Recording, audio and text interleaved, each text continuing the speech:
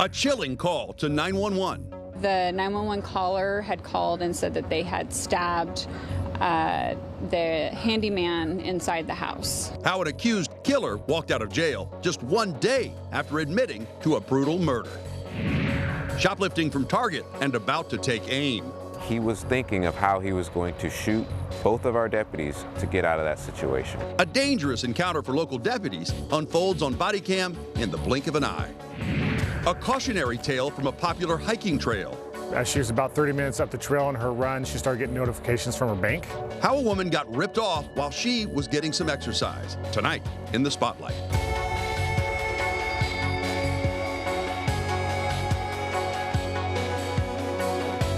The Spotlight brought to you by Beacon Plumbing. A 19-year-old man accused of stabbing a Renton handyman to death set free from jail with no restrictions just 27 hours after his arrest.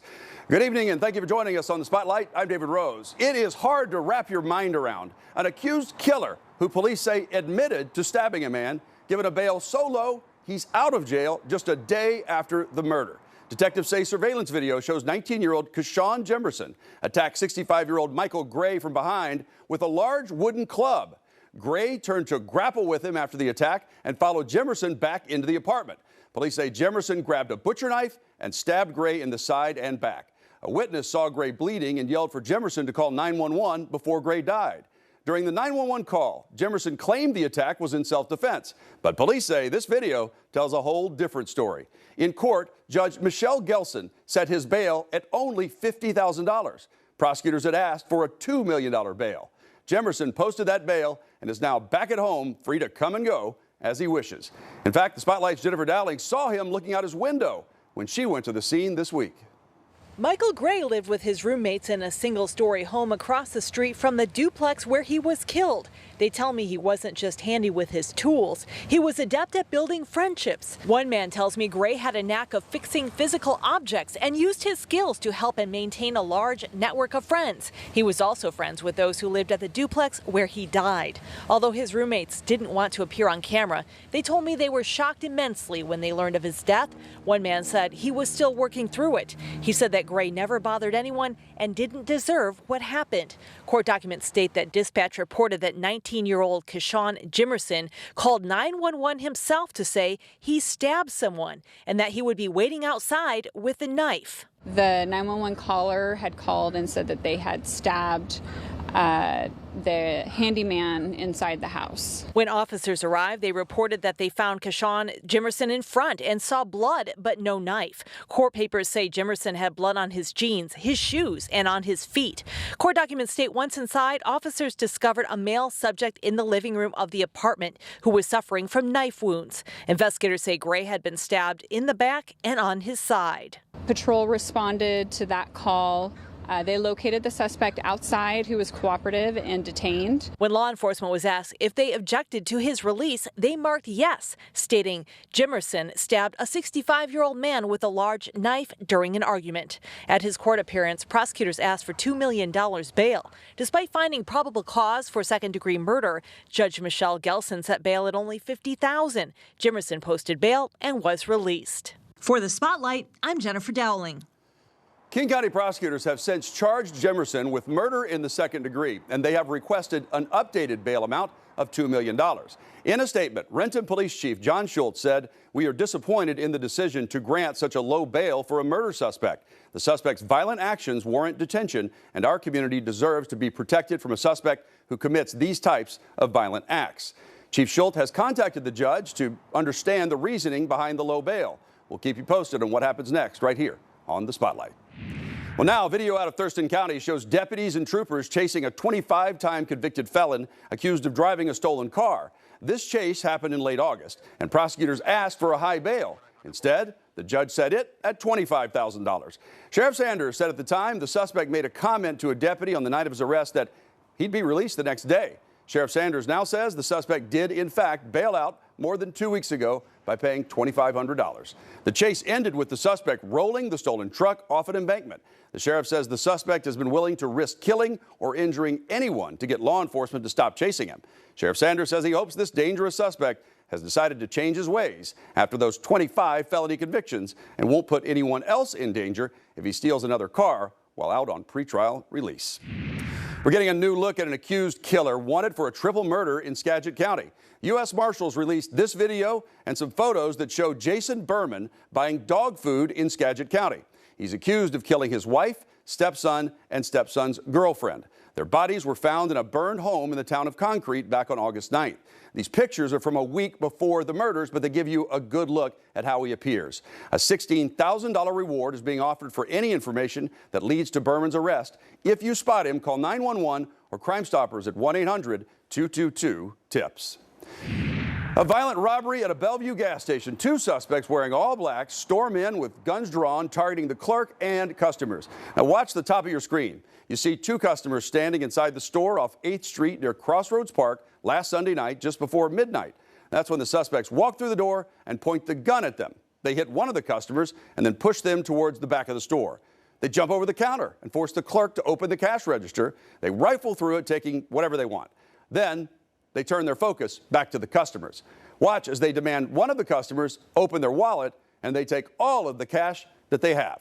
Here's another up-close look at those suspects. Police believe they got away in a stolen silver Toyota sedan and may be connected to other robberies in the Puget Sound area last weekend. If you have any information on the identity of these suspects, contact Bellevue Police or Crime Stoppers. A close call at a Spanaway Walmart. Pierce County Sheriff's deputies say a convicted felon tried to pull a gun on them.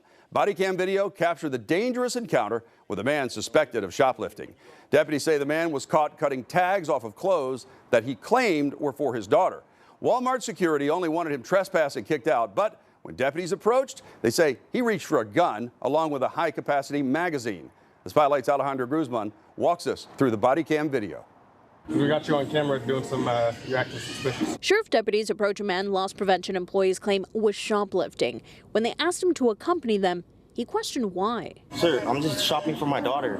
That's it. Their goal was just to escort him out. He hesitates, but agrees to walk to the front of the store. Hey, don't be reaching for anything in your bag right now, man. All right. All of a sudden, body cam footage shows 26-year-old Zachary Kichocho reach for his backpack, trying to pull it towards his chest and open the zipper. When you go reaching in your bag for stuff, then there's a bigger issue. He kind of apologizes, but stops walking toward the office, and the deputies caution him that he doesn't need to reach in his bag. Okay, I'm sorry. You guys didn't say nothing when I pulled it to the front. That's all. Oh, I'm sorry. I'm sorry. There's a brief struggle, but deputies eventually get him on the ground, putting on cuffs and preventing him from getting into the bag. He sees this pistol, which is basically a 2-handed pistol, almost like a carbine, but it doesn't have a butt stock, so it's classified as a pistol. That's definitely going to get you hurt. You reaching for a gun in here? I wasn't reaching for no gun, sir. Okay, well, there's a big gun in here. That's not my bag, I told you. Okay, but it was on you. He was thinking of how he was going to shoot both of our deputies to get out of that situation. Court documents say Kichocho claimed the bag belonged to his sister. Records show he's a 4-time convicted felon for possession of a firearm, burglary, and assault. The crimes committed in June of 2023. He also has an outstanding warrant for failing to contact his parole officer. For the Spotlight, I'm Alejandra Guzman. A judge set his bail at $25,000 and said he's not allowed to return to Walmart. The suspect charged with shoplifting, obstruction of law enforcement, and unlawful possession of a firearm. A hit-and-run crash caught on camera in Kitsap County. Watch as the driver of this silver van hits a 64-year-old woman outside the Happy Laundry on State Highway 303 on September 28th. The driver stops briefly, then just takes off. The woman who was hit is visiting from California. She was here to see her son. She was badly hurt, but is expected to recover. During their investigation, deputies reviewed surveillance video and say they identified the driver as this woman, 69-year-old Judy Smith. They found the silver van they believe she was driving at the time. It was abandoned at a home off Normandy Drive in Bremerton. A $20,000 felony warrant has been issued for Smith's arrest. If you see her or you know where she is, please call 911 right away. Now to a shopping spree on someone else's dime. King County Sheriff's detectives are trying to identify these 2 men who walked into an Issaquah Target and walked out with high-dollar items like a PlayStation 5, paid for with credit cards stolen from a woman's car while she was hiking. As the Spotlight's Nia Wong reports, the victim was running at the trails at Poo Poo Point when her car was broken into. There's lots to love about Washington's hiking trails. It's good for me to run. It's a good training. For CJ Jackson, it's also the peace he feels running along Poo Poo Point. But before he hits the trail, My wallet and everything I take with me, all my keys. I take my registration, my insurance card, and all that stuff. Jackson says he's never been the victim of a smash and grab here. But another fellow trail runner was not as lucky. She's very shaken up. This is her first time being a victim. Detective Earl Surratt with the King County Sheriff's Office says on September 2nd, a woman parked her car in this trail parking lot and went up Poo Poo Point. As she was about 30 minutes up the trail on her run, she started getting notifications from her bank that someone was using her credit cards. Though he says she hid her belongings under her car seat. She found her window smashed open and her wallet missing along with her credit cards. Within that span of 30 minutes, he says the two men you see here at an Issaquah Target racked up $1,800 in charges. They buy some type of video game systems. They kind of split up during the transactions, but then they connect back together and walk back out to their vehicle together. They leave in it looks like a silver Ford Fusion with some damage on the front. Hearing about this woman's experience doesn't surprise Eric Popowski. For a couple of guys that got caught a couple of years ago that were rampaging trailheads for a year. Popowski says he tries to time his hikes to avoid smash and grabs at Poo Poo Point. If you park at a trailhead and the sun goes down, you're more likely to have something like that happen. Detectives say these suspects broke into this woman's car in broad daylight, which is why they need your help finding them. If they're doing this so brazenly, in a time of day when it's visible and there's a lot of people there, who knows what else they're doing. For the Spotlight, I'm Nia Wong. King County Sheriff's detectives are working hard to try to identify them. Look closely. Do you recognize either of these guys? If you do, submit a tip to Crime Stoppers for a cash reward of up to $1,000. You can call 1-800-222-TIPS. You can also send a tip by texting it through the P3 Tips app on your cell phone. Underage robbers ransacking a gas station in Puyallup. A woman dragged off a bus in West Seattle, beaten on the sidewalk by 5 teenage girls. Panic at a Seafair parade after a group of teens flashed an automatic handgun. These are just a few recent stories in the spotlight, showcasing a surge in juvenile crime. Tonight, we hear from those tasked with getting these troubled kids back on track. At this point, I feel like we have, one arm tied behind our back. In the last year, King County has seen juvenile bookings increase by 60%. At the same time, there's been a drop in the number of probation counselors for these young offenders. The Spotlight's Lauren Donovan spoke with some of those who are struggling to create success stories of rehabilitation. What we're seeing now, I think, is a very high incidence of some violent crimes. I don't think King County is alone in that. Judge Veronica Galvan tells me the trends she sees here in the Juvenile Justice Center mirror what's going on at the big courthouse downtown. We have at large in the community extraordinary fentanyl problem. We're seeing that in our youth. We have at large in the community crimes using guns and violence. We see that in our youth. If we zero in on just one local city, Renton, robberies at gunpoint, stealing cars, juvenile crimes are up across the board. And I think you've seen an increase because it was very, very quiet during COVID. And now we're kind of seeing the trends go back to where we were prior to COVID. King County Council reports juvenile detention bookings were on the way down between 2017 and 2021. But in the last couple of years, they've been creeping back up. In the first half of 2023, roughly 300 kids faced long stays in a facility. Now we have an increase in filings. We have an increased need. That growing demand has coincided with budget cuts, and as a result, the youth court's in a pinch. We lost quite a few JPCs through the budget process. A JPC, or juvenile probation counselor, is critical in these courtrooms where rehabilitation is of the utmost importance. They're more of a cross between social worker, teacher, and probation counselor. They don't just guide them through the legal process. These JPCs visit schools, spend hours in homes, meet with families, and route kids into mentorship or counseling. It takes a lot of time. It takes a lot of effort. They are beyond capacity for what standards say they should be in terms of their caseload. Typically, a counselor will take on 20 kids at a time. But there's not enough to go around. At this point, I feel like we have, one arm tied behind our back. Dan Baxter tells me right now he's handling closer to 30. I wish that we had the proper staffing just so that our overall outcomes are even better. You develop a relationship and a rapport with these kids, and you see their potential, and then to see them gunned down in the community, it's heartbreaking. Dan shared, for every case like that, there's a success story, and that's why he and his colleagues are committed to the cause. They're in this field not for the money, not for the prestige. It's because they care about the youth and families. For the Spotlight, I'm Lauren Donovan.